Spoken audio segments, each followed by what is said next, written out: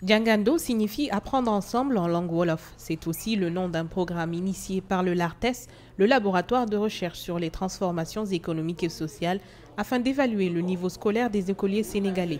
Il est inspiré d'une expérience menée en Inde. Pour une démarche de recherche-action, nous avons assigné à chaque binôme 15 ménages, ce qui nous permet pour 20 animateurs 300 ménages. Et nous allons cibler dans chaque ménage un minimum d'un enfant entre 5 et 16 ans, et 18 ans, pardon.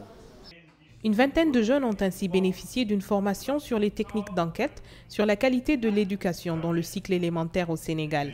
L'enquête qui va débuter la semaine prochaine sera menée par un superviseur et des animateurs qui vont sillonner les quartiers et la banlieue de Dakar. Pour l'éducation, il y a l'école, mais il y a l'environnement aussi.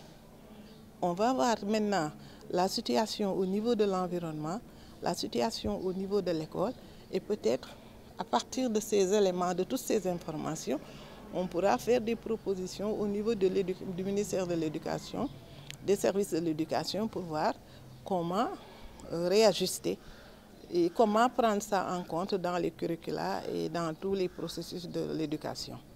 3 objectifs sont visés par le projet Djangando, la mesure des capacités et des progressions des enfants en lecture, en calcul et en culture générale. La mise en œuvre de ce programme se justifie par des taux importants d'abandon de 14% au cours préparatoire et de 18% au cours moyen.